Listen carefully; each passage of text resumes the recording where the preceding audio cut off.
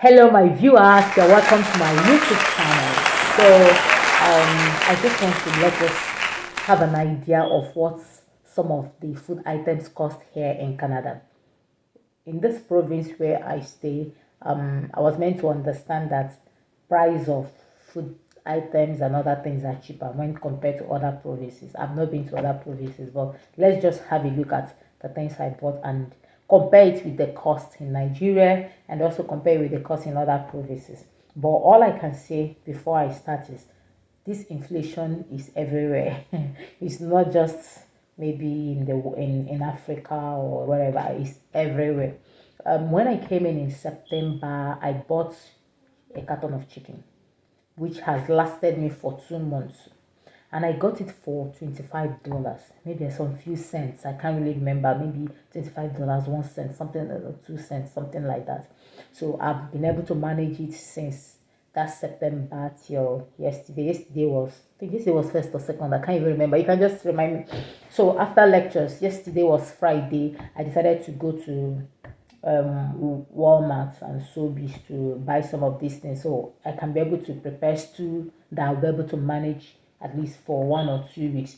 I didn't have much in my pocket. I just went there. I was planning to maybe buy something of maybe $40, something of that nature, because there is nothing much I had in my just to prepare stew. I still have soup and other things in the refrigerator. So, to my greatest surprise, when I went to Sobeys to buy chicken, I discovered that the cost of chicken has increased. Chicken usually, okay, let me not say usually because it's only once that I bought it. The first time I bought it, which was in September, I bought it for $25, 2 cents.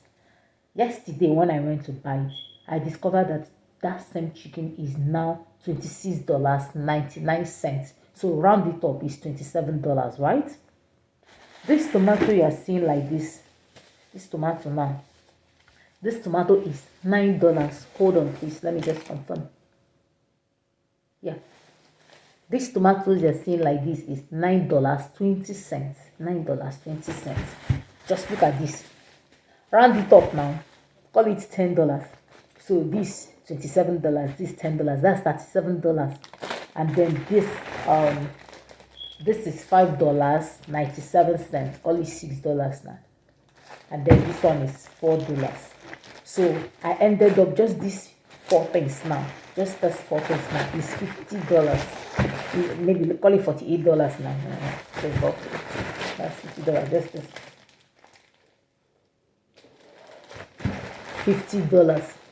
Now my question is, as a student, except maybe the kind of work you're doing is you're so lucky you have gotten that kind strong, I don't know how to say it, one kind exceptional job that will be paying you much. If not, if your work is just basically maybe retail sales, maybe home care work and some other work, security or all those small minimum wage work, and remember here is just 20 hours per week.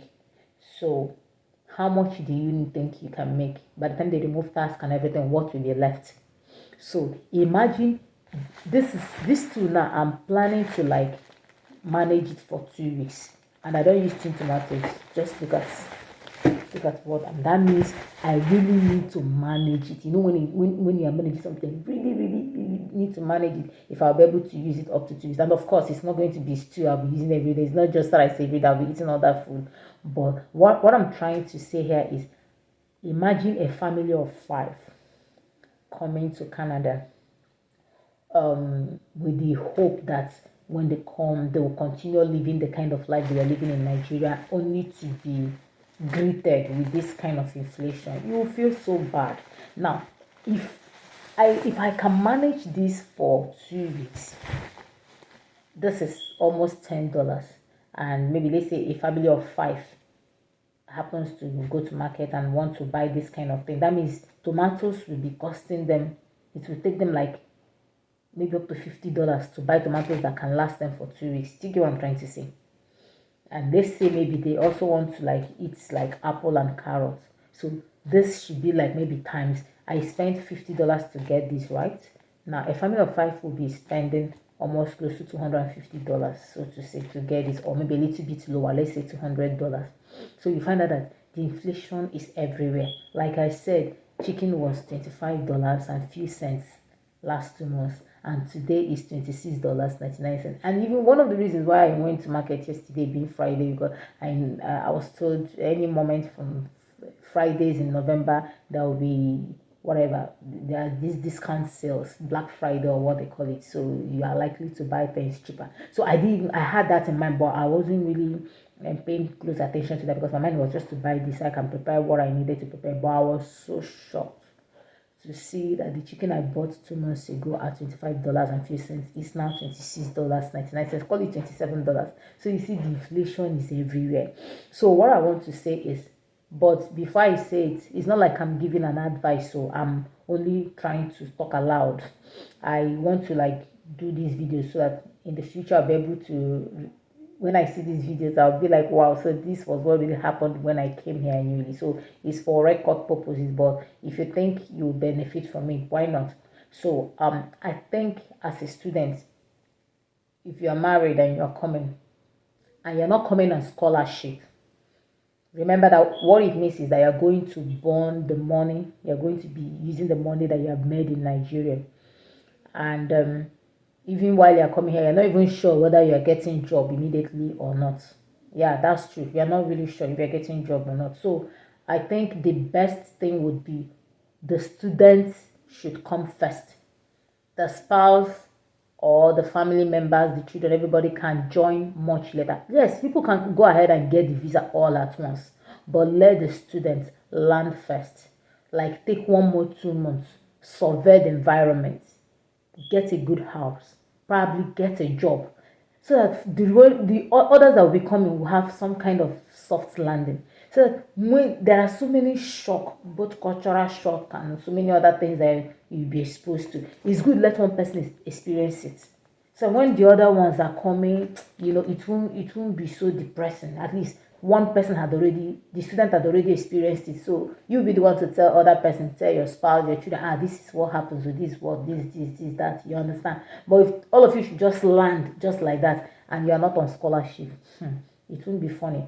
I know of a family, they were lucky, so they all came together and the both spouses have not gotten job. Yes, so they are still feeding on the money they came from Nigeria with.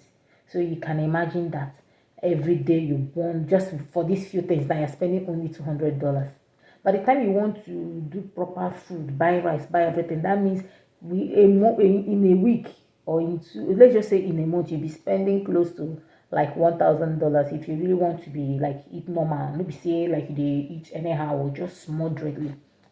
So I think one person needs to come first, survey the land, check things, make sure you've balanced a little. Then invite the remaining family members over. So that's what I think. That's what I think. Honestly, because it's not funny.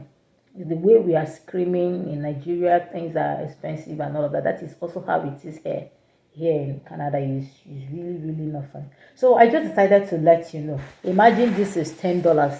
I'm just approximating it now. $9 $0.20 now, $10 now. So so this should be close to 18,000 naira. If you have 18,000 naira and you go to market and they give you this, will you be able to buy? Will you buy it? So that's for you to know. So things are expensive. When I came back and I was like asking my roommate, God, what is going on? At least some of them have put in 2 years already. I'm like, what's going on? Is this how you have been buying things? They said, no. That's kind of how they were even screaming. They were like, no, when this thing at most, maybe $5. So, you see? So that is just it. I just felt like I should just let you know. My video may not be that long, but I just want everyday experience to like let you know. I'm just trying to be as real and as truthful as I can, because this will guide you when you are making your preparation towards coming. Coming to Canada is not just I've paid my school fees, I've paid my house rent. There are more to it, like feeding. The weather here is not the same anyway, depending on the province you're going to. But I'm talking from the province I'm talking about. The weather here is not funny. Like now, people are already under the weather. People are coughing. People are having catarrh, fever, and all of that. So I don't think it would be wise for you to come here and start falling sick. It's not like you will not fall sick. You might, but it depends on your immunity as well. So I think one of the basic thing which I tell myself is I always tell myself, Franca, eat good food. Eat good. Don't get carried away by eating pizza, burger, because that's what reigns here. As in everybody is drinking coffee, drinking pizza. You understand? Even our Nigerians that are spinsters and bachelors, as in all these young chaps, most times when you listen to their conversation, you discover they don't even have time to cook. It's just once they have all provisions in their cupboard or something like that, they'll just be eating bread, drinking, and all of that, and it's not right. You need to eat proper food for you to be healthy. You need to eat proper food so you'll be able to withstand any harsh weather conditions that may arise. For instance, very soon we'll start witnessing winter, and I've not witnessed it before. But you need to prepare yourself very well. Eat proper food. Anything that will make you come under the weather, except maybe you have somebody that will take care of yourself. Like someone like me, I always tell myself, Frank, your husband is not here, neither are your children here. So whatever it requires for me to stay healthy, I need to do it. Staying healthy does not really mean eating plenty food. I don't eat plenty food, but that little that I decide to eat, I make sure that it's very, very balanced. I make sure it's a balanced meal.